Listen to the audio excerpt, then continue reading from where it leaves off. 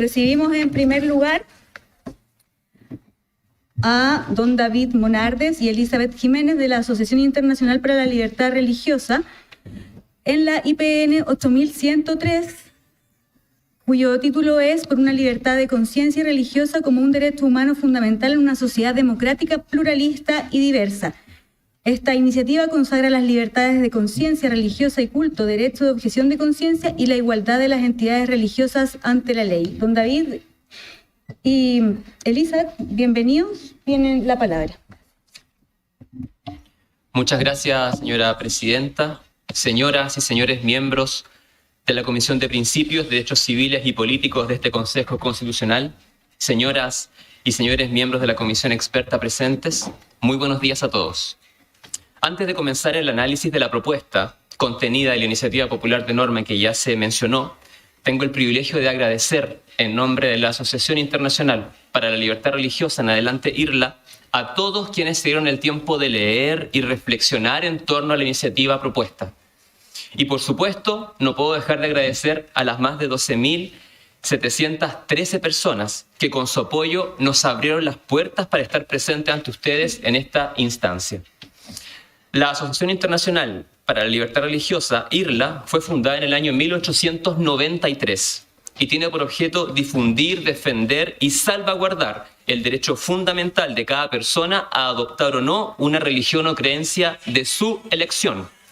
Está presente en 80 países y cuenta con corresponsales en 172 de estos. La dignidad humana, entendida como aquella característica inherente a toda persona en virtud de la cual pueden determinar los objetivos de su existencia de conformidad con sus propias convicciones, es el punto de partida y la piedra angular de la iniciativa popular de norma número 8103. En este presupuesto cobra especial relevancia los valores del respeto, tolerancia y diálogo abierto y franco. Reconocemos y valoramos el trabajo realizado en el anteproyecto. Es un avance respecto de la Constitución actual. Así, por ejemplo, valoramos la búsqueda de medidas apropiadas y ajustes razonables por parte del Estado con el objetivo de prohibir la discriminación directa e indirecta que está contenida en el numeral 3 del artículo 16 del anteproyecto. Valoramos también la consagración expresa de la libertad de conciencia religiosa y el derecho preferente de los padres, madres o tutores para que sus hijos o pupilos reciban la educación religiosa de acuerdo con sus propias convicciones. Valoramos también el contenido de la libertad religiosa y los límites también que se proponen. Y por último, valoramos la posibilidad de erigir y de mantener y conservar templos y sus dependencias y gozar también de algunas exenciones. Aún con todo, en esta instancia, nos permitimos proponer complementos que tienen la intención de aportar con mecanismos para alcanzar un pleno ejercicio de este derecho, en virtud del principio de progresividad de los derechos humanos. Lo anterior, tanto en lo relacionado con la dimensión interna, como por sobre todo con la exteriorización de esta libertad. Así las cosas y en línea con la estructura del anteproyecto, la iniciativa popular de norma en comento propone mecanismos respecto de los siguientes temas: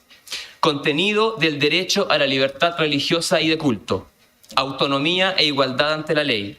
libertad religiosa en la educación formal, derecho preferente de los padres, objeción de conciencia individual, objeción de conciencia institucional y acomodación razonable. En lo referente al contenido, el primer punto del derecho a la libertad religiosa y de culto, la propuesta presentada por IRLA sostiene un desarrollo sistemático, por el cual se dota el texto de un mayor contenido de las libertades en referencia, en su núcleo esencial, como una forma de minimizar coherentemente con nuestra tradición continental eventuales ponderaciones erróneas por parte de instituciones públicas o privadas, en las que estas libertades terminan cediendo ante reglamentos internos o disposiciones contractuales. Especial relevancia cobran en esta cápite aquellas discriminaciones indirectas a las que pueden verse expuestas las personas pertenecientes a credos minoritarios. Tal es el caso, por ejemplo, de aquellos feligreses de credos que tienen un día de guarda semanal. En estos casos, el anteproyecto bien propone la celebración de sus ritos,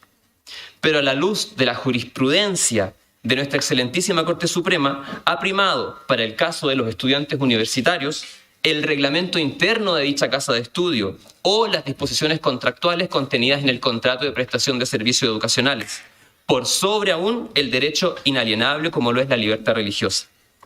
Aquí ponemos de relevancia esta característica, la inalienabilidad de los derechos y las libertades que estamos comentando, las que pueden limitarse en los casos que una ley lo prescriba de acuerdo a nuestra propuesta, cuando así lo requiera la seguridad nacional, la protección al orden público, la salud pública o la protección de derechos y libertades de los demás, mediante los mecanismos de ponderación y proporcionalidad con los que se solucionan eventuales conflictos entre derechos humanos.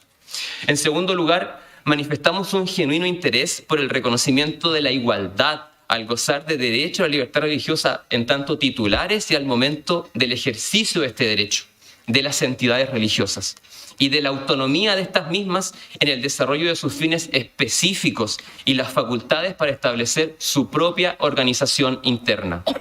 Seguidamente, y en lo tocante a la libertad religiosa y el derecho preferente de los padres en la educación formal, hacemos presente que en la actualidad, a causa de un sistema de admisión escolar perfectible dentro del punto de vista de las libertades en comento, específicamente quiero restringirme a eso, y que operan establecimientos educacionales que reciben subvenciones del Estado, me estoy refiriendo aquí a establecimientos gratuitos o particulares subvencionados, aquellos padres, madres o tutores que buscan un establecimiento confesional conforme a sus propias convicciones, se ven muchas veces imposibilitados de matricular a su hijo o pupilo en dichos establecimientos, en razón de que no son seleccionados por el sistema de admisión escolar.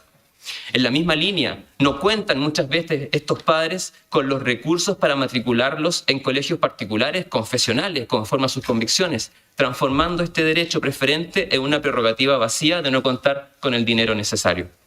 Proponemos, por tanto, que en los criterios del sistema de admisión escolar se recoja esta expresión de la libertad religiosa y el derecho preferente de los padres para hacer dicho sistema realmente inclusivo. Aquí hay un desafío en lo tocante a facilitar la posibilidad de que los grupos intermedios, especialmente las confesiones religiosas, puedan abrir o crear nuevos establecimientos educacionales. El marco legal que hoy regula esta materia requiere que el sostenedor sea dueño o comodatario de los inmuebles donde pretenden funcionar estos establecimientos que pretenden aperturarse, o que no exista otro establecimiento con el mismo proyecto educativo cerca del que se quiere abrir, lo que en definitiva limita el abanico de las opciones de los padres, las madres y los tutores al momento de elegir la educación formal para sus hijos o pupilos. Tal como lo afirmó David Monardes al inicio de esta exposición, nuestra iniciativa popular 8103 por sí sola sumó más de 12.700 votos. Pero si sumamos esos votos a la segunda iniciativa vinculada a la nuestra, la 6.739, representada aquí por mis colegas, sobre libertad de pensamiento, conciencia y religión, que alcanzó 11.878 votos. Y además le sumamos la iniciativa popular 1115, referida al derecho preferente de los padres a educar a sus hijos, la cual superó 19.000 firmas, podríamos concluir en que nuestras iniciativas en conjunto, dado que la nuestra también consagra el derecho preferente de los padres, suman más de 44.000 firmas. Nosotros, por tanto, en este momento representamos a ese conglomerado que apoyó la 8.103 en esa cantidad de votos. De las múltiples lecturas posibles que se pueden sacar respecto de este gran apoyo, podríamos relevar una que nos parece esencial, y en palabras del ilustrado Humberto Lagos, señalar que el hecho religioso es un fenómeno histórico universal y hoy continúa siendo el acontecimiento social más relevante en las vidas humanas individuales y colectivas, particularmente cuando de trascendencia se trata. En efecto, las lógicas sociales del fenómeno religioso en el mundo contemporáneo adscriben en el campo de las relaciones políticas ordenadoras de la convivencia cotidiana a derechos y específicamente al derecho fundamental, derecho humano de libertad religiosa, que es una especie de techo teórico práctico afirmado en columnas como las libertades de conciencia, de culto, de asociación, de expresión y de reunión, y otras también fundamentales ya referidas por David. Conscientes de este fenómeno universal y que trasciende a la vida individual de cada feligrés, es que las entidades religiosas que representan al cristianismo chileno, en especial el pueblo evangélico y protestante de Chile, adscriben y apoyan a la iniciativa 8103 a través de sus fieles. Nuestras gratitudes a todos esos fieles en las personas de sus obispos y pastores presentes en esta sala, el representante protocolar de las entidades evangélicas ante la moneda, el obispo Soto, y el presidente nacional de la Asociación Internacional para la Libertad Religiosa. Del mismo modo, nuestra propuesta ha sido apoyada también por otras tradiciones cristianas y también por otros credos no cristianos, distintas espiritualidades y sensibilidades religiosas con presencias en nuestro país, todas ellas muy diversas, compuestas por personas que han considerado adecuado y pertinente el foco que IRLA ha puesto en el perfeccionamiento del anteproyecto de norma constitucional. Así las cosas, y por una razón muy simple, la libertad religiosa o libertad de religión protege y ampara a la vez el derecho a creer, como también resguarda a quien no profesa ningún credo. Así, el artículo 18 de la Declaración Universal de Derechos Humanos ya nos asegura a todas las personas el derecho a nuestras propias creencias, a tener una religión, a no tener ninguna, incluso a cambiarla. En ese sentido, nuestra iniciativa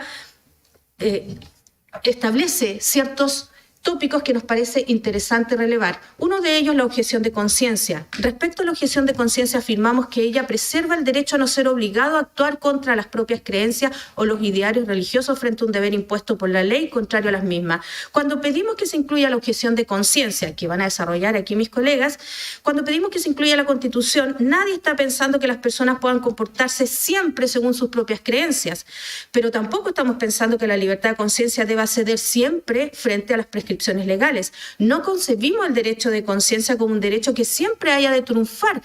Por el contrario, al estar consagrado en la Constitución, permítasenos al objetor reclamar la intervención judicial, como la reclama cualquier conflicto en que se hayan involucrado derechos fundamentales. Y ello por una razón muy sencilla. La objeción de conciencia no es nada distinto a la libertad de conciencia. Es la propia libertad de conciencia en situación de conflicto. Por lo tanto, la técnica aquí que ha de primar es la ponderación del principio de proporcionalidad entre los valores jurídicos que se encuentran en disputa. Respecto al derecho preferente de los padres a educar a sus hijos, lo señaló ayer nuestro colega Álvaro Ferrer en su exposición referida a la IPN 1115. El derecho a educar es una consecuencia derivada de la potestad natural de los padres sobre sus hijos con el objeto de lograr su mayor realización personal y su felicidad.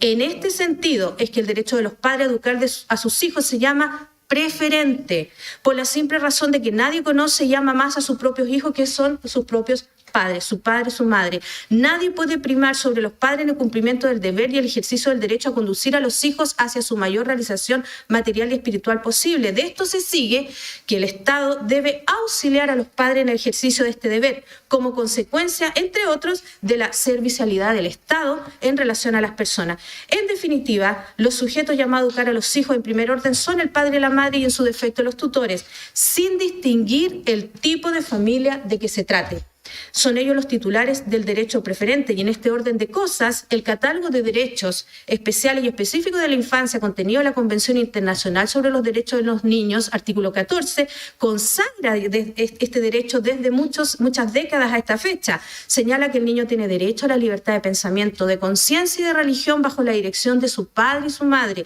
y de conformidad con las limitaciones prescritas por la ley.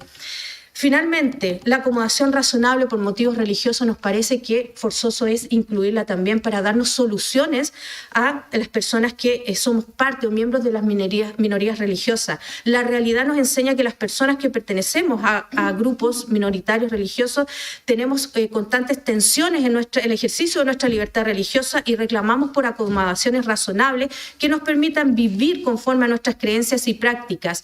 La discriminación basada en la religión en lugares donde transcurre gran parte de nuestra experiencia vital, la universidad, nuestros lugares de trabajo, etcétera, es un problema vigente en todas las sociedades y en nuestro país no es excepción a ello. Hay muchas prácticas religiosas que entran en colisión con las de otro, por lo tanto la acomodación razonable es necesario establecerla dentro de la Constitución Política nuestra, para que podamos convivir en paz y armonía, buscando soluciones a estas distintas discrepancias y al distintos choques eventuales que se puedan ver entre los distintos bienes jurídicos y los distintos derechos individuales de cada uno de nosotros los ciudadanos. Permítasenos, en definitiva, ser diferentes y, más que eso, valórese nuestra inclusión en la sociedad, valórese también nuestra participación interdisciplinaria desde los distintos credos, desde las distintas cosmovisiones que cada uno de los individuos de esta sociedad componemos y aportamos a hacer de una sociedad más sana y más nutricia. Muchas gracias.